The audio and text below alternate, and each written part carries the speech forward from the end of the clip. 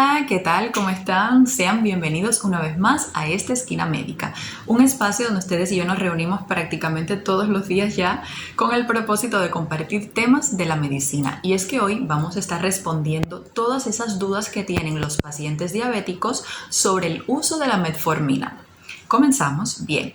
¿Qué es la diabetes mellitus? La diabetes mellitus es una enfermedad endocrino-metabólica, o sea, una enfermedad que me afecta una hormona que se llama insulina y que debido a este problema que vamos a tener con la insulina va a tener un impacto negativo en el metabolismo, o sea, en los carbohidratos, en el metabolismo de los lípidos y en el metabolismo de las proteínas. Y debido a este trastorno metabólico es que entonces yo tendré síntomas y posiblemente complicaciones en el futuro si yo no logro controlar mi enfermedad crónica. Bien, ¿qué debemos saber entonces? ¿Cuántos tipos de diabetes mellitus hay? Pues existen muchísimas y todas requerirán el uso de la metformina. Pues la respuesta es que no. Básicamente van a existir 4 grupos de pacientes diabéticos. Los diabéticos tipo 1, o sea, aquellos en el cual el organismo ha desarrollado una serie de anticuerpos o de autoanticuerpos y que van a ir a destruir las células que producen la insulina. Para que me entiendan, la insulina es una hormona que básicamente lo que va a hacer es, una vez que nosotros ingerimos un alimento, toda esta glucosa que va a estar en sangre, toda esta glucosa se va a elevar una vez que nosotros comamos y como si fuese un bombillo, una alarma, el organismo le va a decir al páncreas, oye, empieza a producir ahora mismo insulina porque tengo muchísima glucosa en sangre.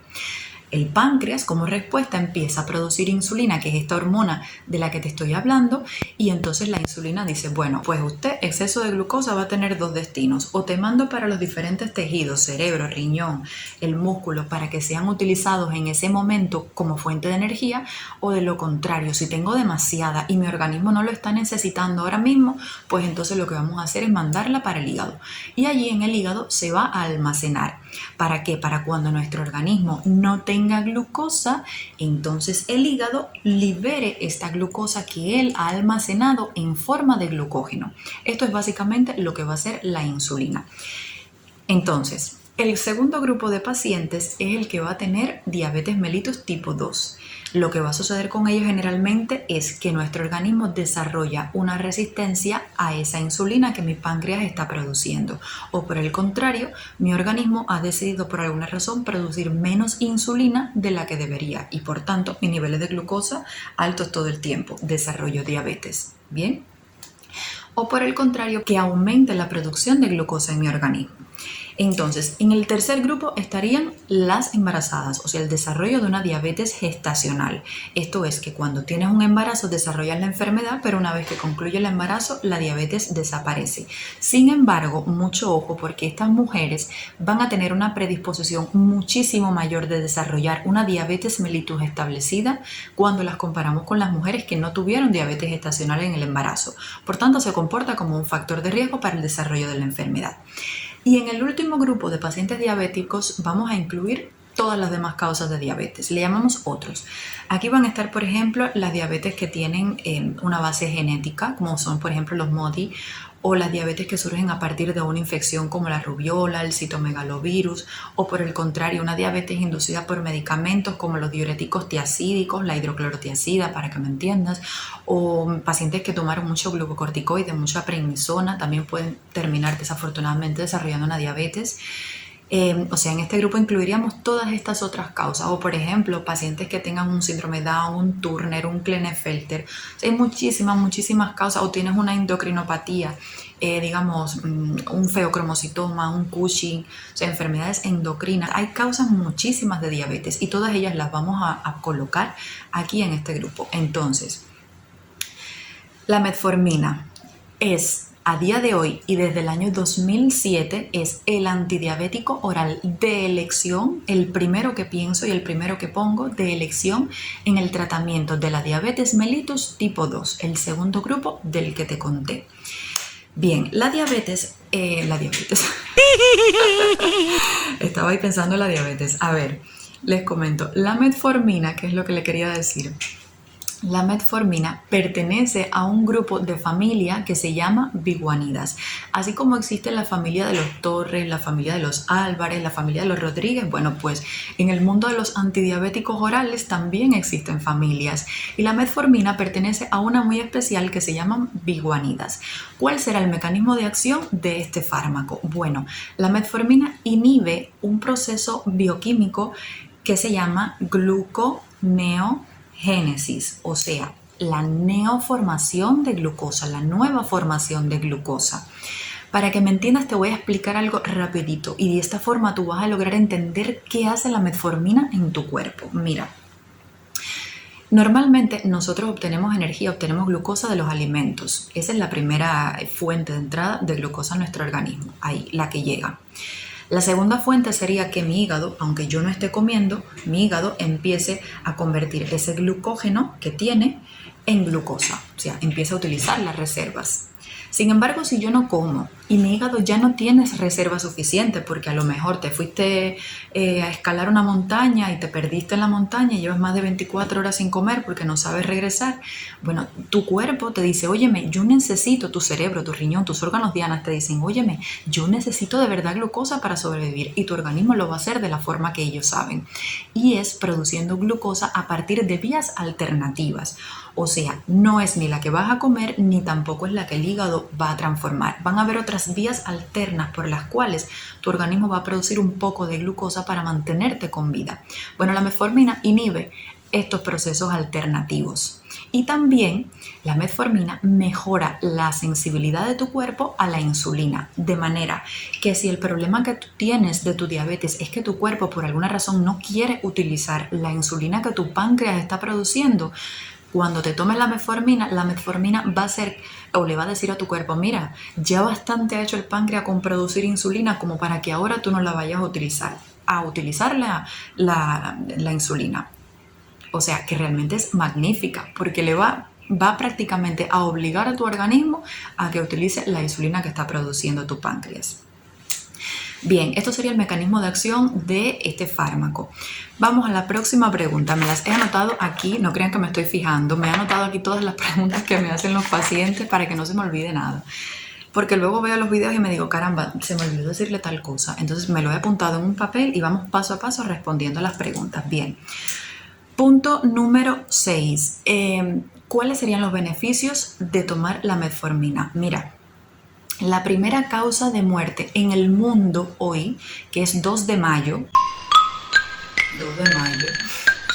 la primera causa de muerte en el mundo es la enfermedad cardiovascular, una cardiopatía isquémica, una enfermedad coronaria.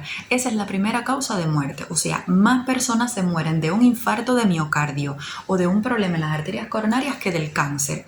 Y ya sabemos cómo todos le tememos al cáncer. Así que imagínense el impacto, la importancia que tienen las enfermedades cardiovasculares. Bueno, la metformina en el paciente diabético, que ya de por sí la diabetes mellitus es un factor de riesgo para que desarrolles un infarto, una enfermedad cardiovascular, porque produce un trastorno en el metabolismo, te va a llenar tus arterias de grasa, va a hacer muchísimas otras cosas.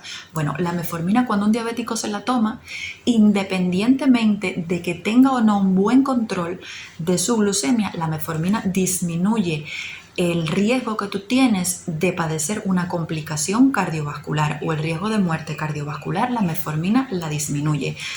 Así que no es solamente que nosotros te indiquemos la metformina, es que prácticamente los pacientes, ellos mismos piden que le pongan metformina por el beneficio que les representa a futuro el estarla tomando. No hay que tener miedo a tomar metformina por las reacciones que pueda producir, que ya te las voy a decir. No, la metformina es un fármaco que realmente es muy bueno, muy beneficioso tanto para tratar la diabetes como para controlar una posible enfermedad cardiovascular que se pueda presentar a futuro. Más si eres un paciente hipertenso, más si eres un paciente sobrepeso u obeso. ¿Y por qué? Porque también la metformina disminuye los lípidos en cierto grado. Disminuye los triglicéridos, disminuye la LDL, que son los lípidos que van a ocluir tus arterias y te van a subir la presión arterial después. Por eso es que los diabéticos terminan desarrollando hipertensión arterial también. Y ella también disminuye un poco el peso corporal. Ojo, porque cuando les digo esto no les quiero decir que la metformina es el tratamiento de elección de una obesidad, no. El tratamiento de un sobrepeso o el tratamiento de la obesidad es ejercicio físico, es dieta, es perseverancia. No es que hagas dieta o ejercicio físico 3 días y a los 3 meses ya vuelves otra vez a comer hamburguesas y a irte a un McDonald's. No, hay que ser perseverante, hay que ser consistente en el tratamiento. Y después, bueno, estaría ya el uso de fármacos, en último caso, cuando ya no queda más remedio y tiene sus indicaciones muy bien establecidas, la cirugía bariátrica, todo esto.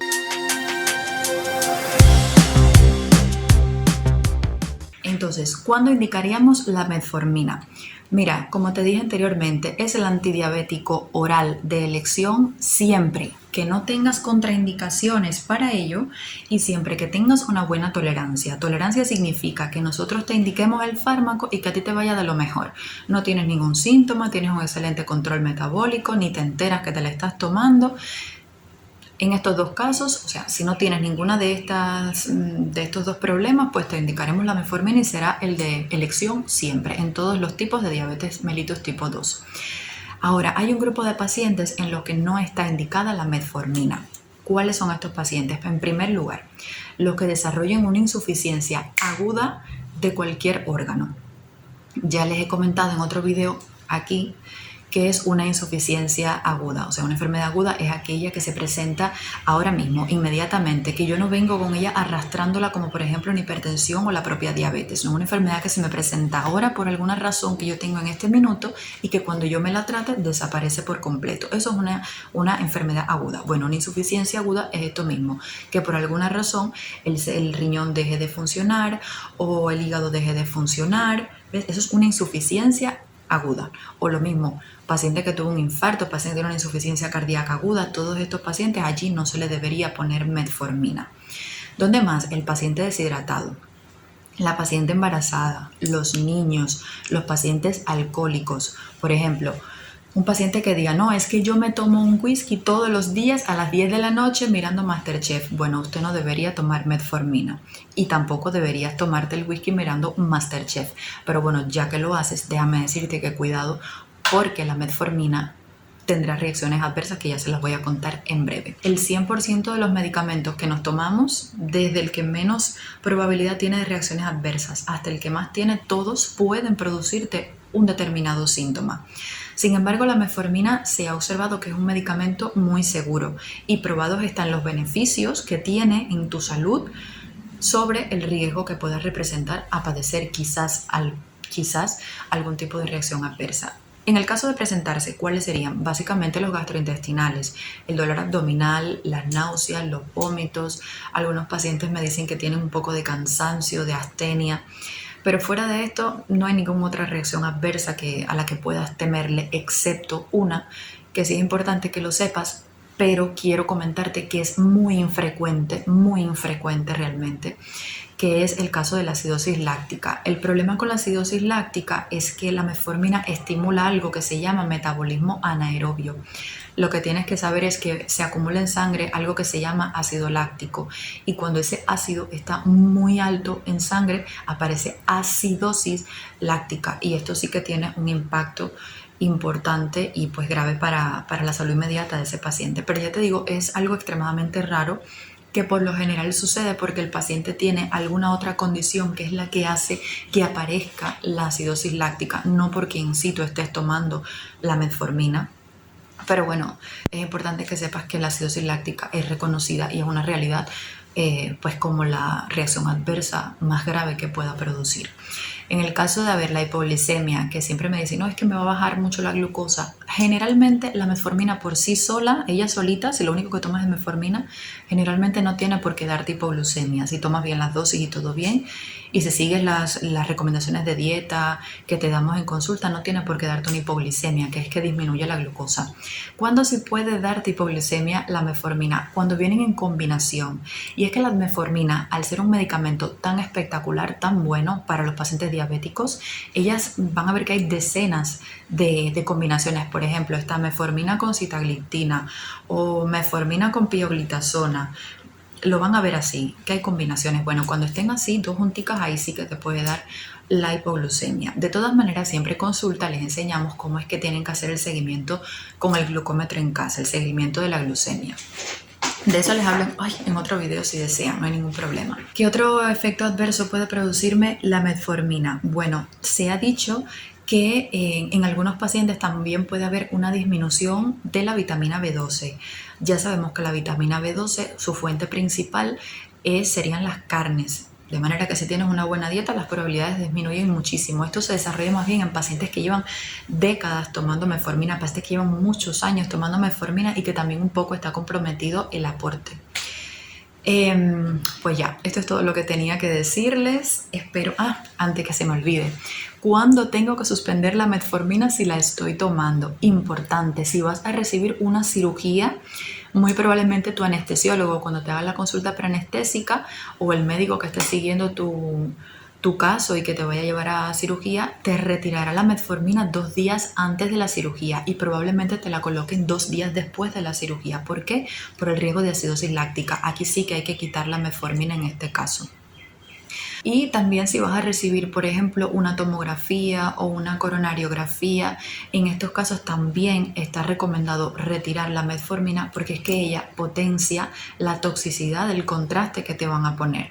Por esas razones, en estos 2 casos sí que la metformina habría que retirarla.